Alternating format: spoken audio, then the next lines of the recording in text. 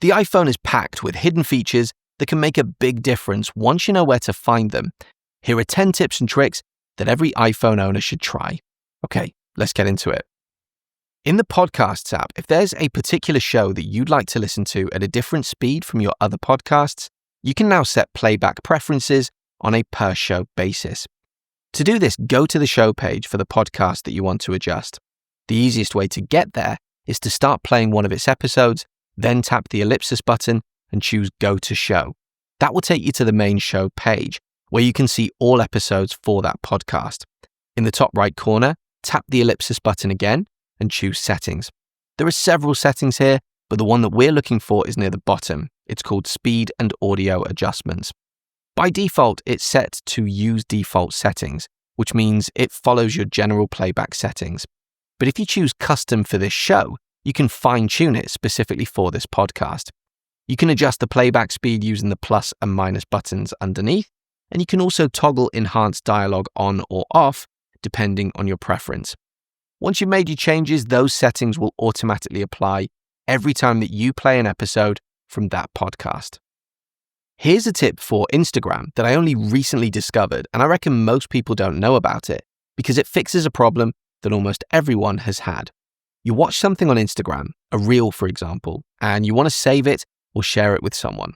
But before you get the chance, it's already moved on to another reel, or you've accidentally tapped one of the buttons at the bottom and now you can't find it again.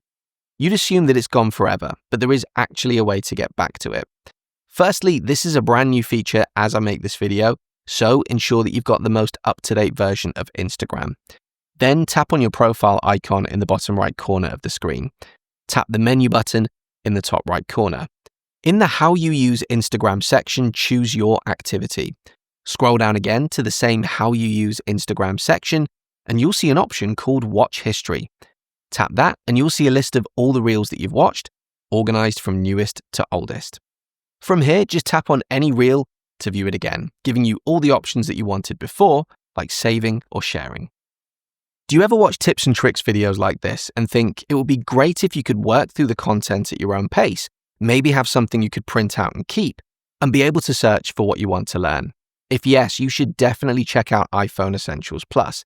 It's my dedicated training portal for the iPhone, more than 150 lessons with more content on the way. It's broken down into modules, with each one covering a different part of your iPhone.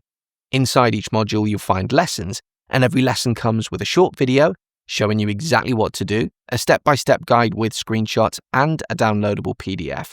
So no matter how you like to learn, you're covered. You can go through everything at your own pace, or just use the search tool to jump straight to the thing that you're trying to figure out. There are no ads, no sponsors, just content, and it's all available for a single price, no ongoing subscription. That one-time purchase also includes all future updates. And if you've got a Mac, I've recently launched Mac Essentials Plus as well. It works exactly the same way, just for your Mac instead. You can buy either one on its own, or you can bundle the two together for the best possible price. If that sounds good to you, scan the QR code that you can see on screen, or check the link in the description or the pinned comment. A new feature in iOS 26 is the ability to streamline the screenshot process, making it easier for you to take a screenshot and share it straight away. To make sure this feature is enabled, go into Settings, then General, then scroll down to Screen Capture. Tap into that and make sure Full Screen Previews is turned on. Now the next time you take a screenshot, you'll see a Share button appear at the top of the screen, allowing you to immediately share it however you like. However, if you don't like this new screenshot process, there is still a way to quickly share screenshots using the old method. For this, disable Full Screen Previews. Then the next time you take a screenshot, you'll notice a preview in the bottom left corner of the screen. Instead of waiting for it to disappear and then accessing it from your photo library, just long press on that preview. A share sheet will appear straight away, allowing you to share it instantly. This also works if you create lots of screenshots in quick succession. So if you take one screenshot, then another, then maybe a third, you'll see a stack of screenshots appear in the bottom left corner. You can long press on that stack to share all of them at once. If you're taking a photo on your iPhone and you realize partway through that you'd actually prefer to take a video instead, you could tap the video button at the bottom to switch into video mode. But by the time you've done that, you might have missed whatever it was that you were trying to capture. There is a quicker way. Simply long press the shutter button instead. This immediately switches into video mode and starts recording at the same time. You'll also notice that when you do this, you can slide the shutter button to the right. That not only starts the video, but locks it into video mode, giving you all the regular video controls. Then, when you finish recording, your iPhone automatically switches back to photo mode. A feature that Apple added to the iPhone in iOS 26 is the ability to swipe on your screen to go back a page, and it works in the majority of apps. For example, if you're in Safari and you want to go back a page, instead of pressing the back button in the bottom left corner, you can just swipe from the left side of the screen across to the right, and that will take you back. Now, for this to work, you do have to swipe from right at the very edge of the screen. I've noticed that if you start even slightly in from the left-hand side, it doesn't always register as a back gesture, so make sure you're swiping right from the very margin of the screen. It is worth mentioning that this can be a little tricky if you're using your phone one-handed. It also works the other way around. If you swipe from the right side of the screen across to the left, again, for example, in Safari, you can go forward a page too. By the way, if you're enjoying the content here, you should definitely check out the Proper Weekly. It's my free weekly newsletter that lands in your inbox every Friday, packed with tech news from the week, content I've been enjoying, and a handy tip for the Apple ecosystem. Just scan the QR code on screen to sign up, or follow the link in the description. If you use your iPhone as an alarm to get you up in the morning, you're probably very familiar with the fact that the snooze function lasts 9 minutes, and it's been that way for as long as the iPhone has had an alarm feature. But in iOS 26, Apple finally gave you the option to choose a custom snooze duration, anywhere from 1 minute up to 15 minutes. To do this, open the clock app on your iPhone and tap Alarms at the bottom. If you're editing an existing alarm, just tap into it to view its details. If you're creating a new one, press the plus button in the top right corner. Set your alarm as normal, then scroll down to snooze duration. Tap into that and choose a snooze time, anywhere between 1 and 15 minutes, whatever suits you best. Your iPhone is generally pretty good at knowing which device you want to use as your microphone, whether that's the built-in mic on your iPhone or the one in your AirPods. But if you want to specify a particular microphone to use, especially just before joining a call, there is a way to do that in Settings. Go into Settings, then scroll down and tap Sounds and Haptics. Next, tap Input. You'll need to make sure that the microphone is already connected to your iPhone for this to work. So if you're using AirPods, have them connected. If you're using a USB-C microphone, plug it into your phone. Once connected, your microphone will appear in the Input section. Tap it to select the one that you'd like to use. Your iPhone will remember this choice moving forward until that microphone is no longer available or until you manually change the input again. If you go into Safari and tap the ellipsis button in the bottom right corner, then choose All Tabs, you'll see all of your open tabs. By default, these are organized with the most recently opened tab showing in the bottom right corner and the oldest tab up at the top left.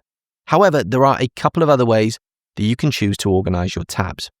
If you press the ellipsis in the top left of the screen, you'll see an option called Arrange Tabs By. Tap that and you can choose one of two options. You can arrange tabs by title, which does exactly what it sounds like. It sorts your tabs alphabetically by their page title. Or you can arrange tabs by website, which groups together tabs from the same website and then organizes them alphabetically by site name. The only slight annoyance is that there doesn't seem to be an option to go back to the original date-based order. But if you want to bring a bit more structure to your tab view, this is the way to do it. Vehicle motion cues were first added to the iPhone in iOS 18. It's a feature that displays small dots on your screen to help reduce motion sickness when you're using your phone as a passenger in a moving vehicle. You can access it by going to Settings, then choosing Accessibility, then Motion, and tapping Vehicle Motion Cues.